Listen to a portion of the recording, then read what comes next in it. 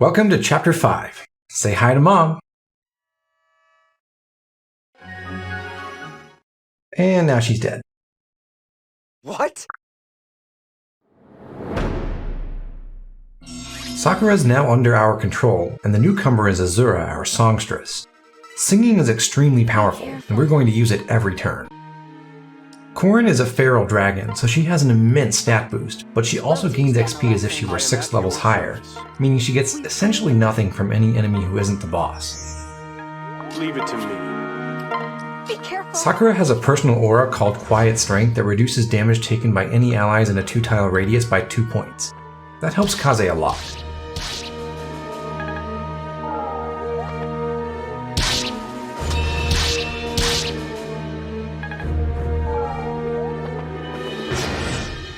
Stands. Big sister. To an extent, you can choose who gets the kills here. If you're only playing Conquest, it doesn't make much sense to feed Rinkah, so you should focus more on Kaze. If Kaze hasn't gained any speed, Corrin may have to step in to kill something. Let's go together.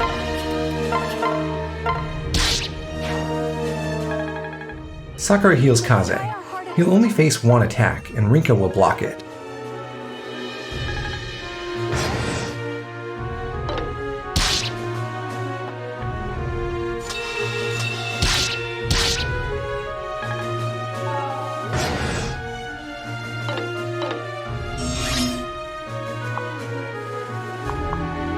Quickly now. Again, we can give kills to whomever we want. Leave it to me. I'm a big Rinkah fan myself, so I'll let her finish off the wounded mercenary.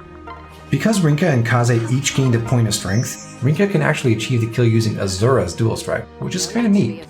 That's one way to feed extra XP to Azura here. And doing this in attack stance maximizes the weapon experience that we can earn too.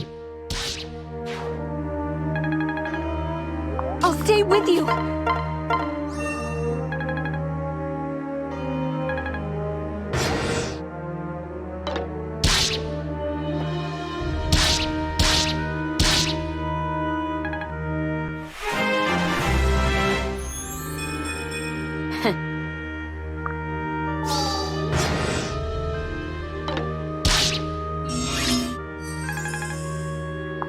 No hesitation. We will crush them. Rinkah can't kill the mercenary, but Kaze can.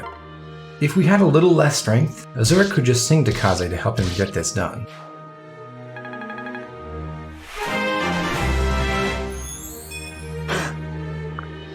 This HP tonic is the 4th item we've collected. You're only allowed to bring 3 items to Chapter 6, so we have to use 1, and Kaze benefits hugely from 5 extra HP on this map.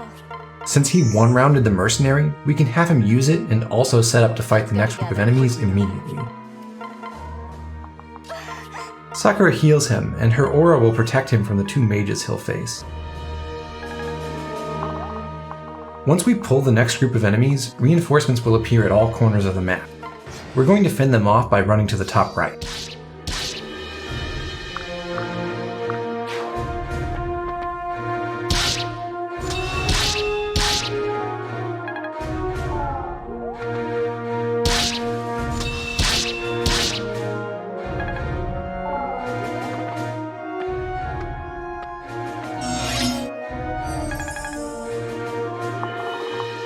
Kaze moves first.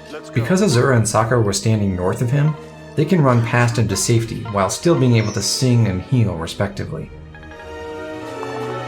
I'm with you.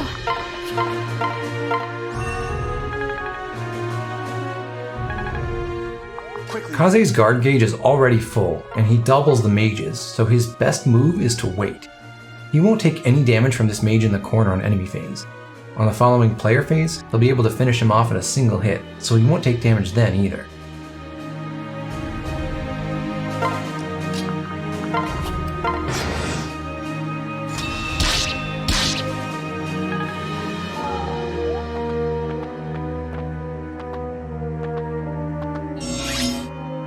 Looks like we have no choice. Let's try our hardest.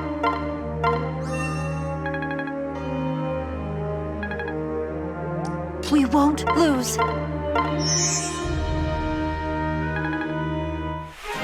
Azura's stats almost never matter, but if she gains at least 1 point of strength, Chapter 9 of Conquest becomes a tiny bit easier because it lets her solo an enemy who might otherwise threaten her. Taking one step to the left, Kaze will be able to finish off the 2 mages he previously wounded, and he'll weaken another one. Thanks to Rinkah's dual guards, he only needs enough bulk to survive 2 hits.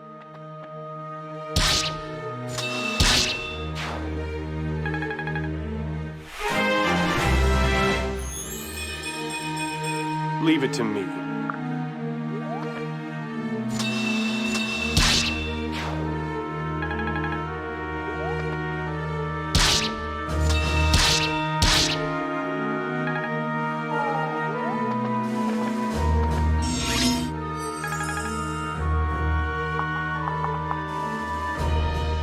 The guard gauge is nearly full, and as a consequence, we can actually afford to make Rinkah attack a mage if we so choose. No hesitation.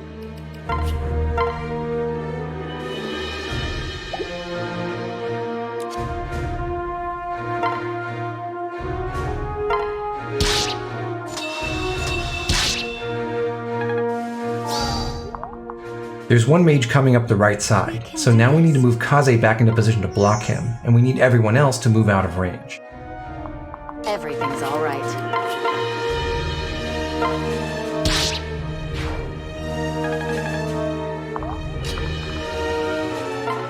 We can afford to leave one mage alive.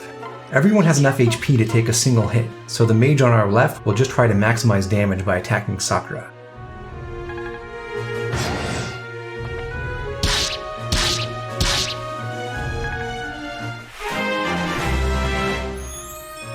Now that he has 10 strength, Kaze will one-round mages as long as Rinkah is paired up with him.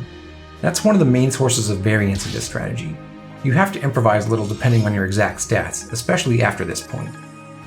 Regardless, we need to clear the way to the corner so that our support units can get away from the paired up mercenaries. What shall we do?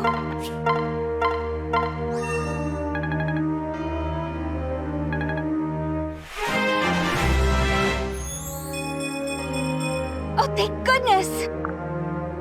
We won't lose. Rinkah and Kaze are about to kill the wounded mage. Because Kaze now one-rounds mages, he can extend a little farther than he otherwise would. Normally, you want to make sure that he can retreat back to the corner next turn, but both mages will be dead, so we'll only have to worry about the mercenary pair, and there won't be any ranged attackers left to target Azura or Citra.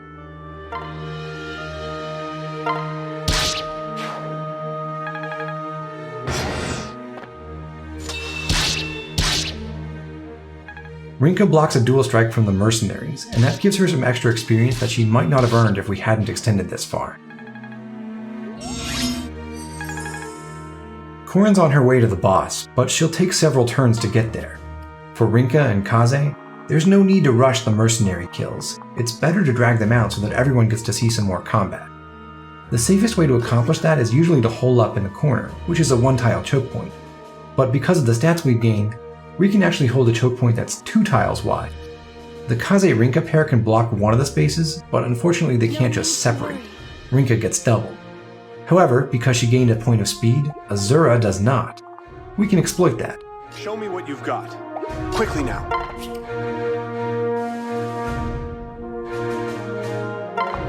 Let's go.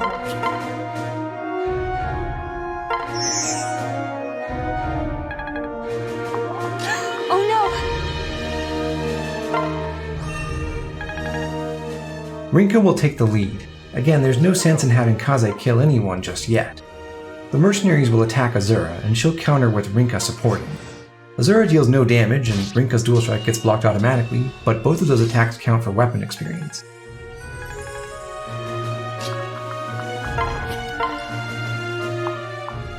Kaze breaks through the enemy's guard gauge. It sort of helps that one of his attacks gets blocked, because that means our experience pinata lasts a little bit longer. You have my support.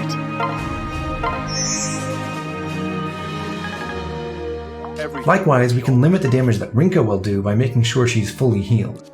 That will deactivate her personal skill, Fiery Blood, which boosts her damage by 4 when she's wounded.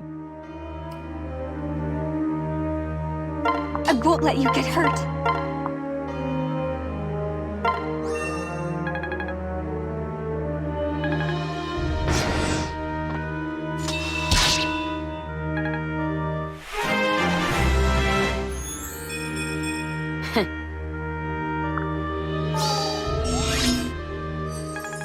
When you defeat an enemy who is paired up, you gain experience as though the enemy was one level higher. That subtle quirk gives Kaze enough XP to reach level 9. Remain calm. A single mercenary is no threat at all, so now we can do some real cheese. We need each other. Although the mercenary has 25 listed attack, he loses 4 because he's using a Wormslayer, and effective weapons take a penalty of 4 might and 10 hit when they're not used against their designated targets. He also has 2 points of attack coming from his B rank and swords. If he faces a lance or a dagger, he loses both of those points. And Sakura's aura reduces damage by another 2 points. As a result, once Sakura heals her, Azura can always survive a single hit.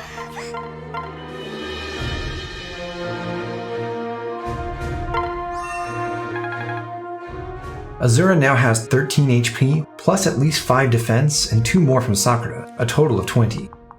The mercenary has only 19 attack against her. Thus, Combat Azura is born.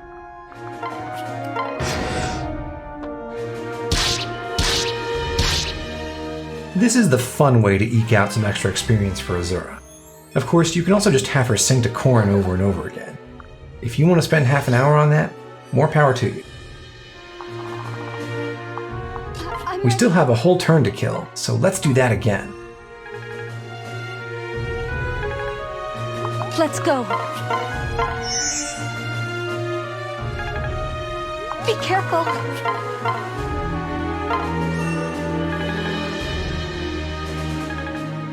We'll have Kaze dual strike this time, so that the Merc will be easy to kill on our final turn.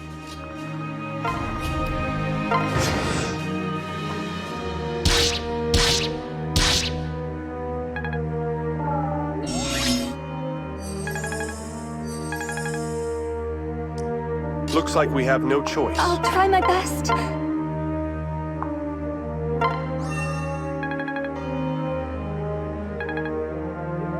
Be careful. Trust me. Let's try our hardest.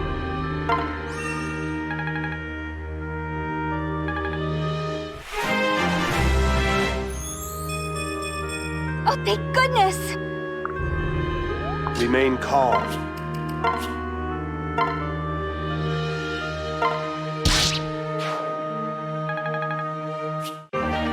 Who says Rinkah starts with a bad weapon rank?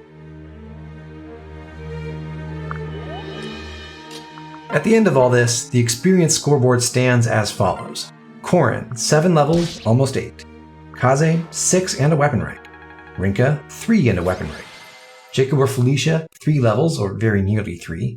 Sakura, 2, and Azura, 2. And that's the end of this series. We're ready to choose a path.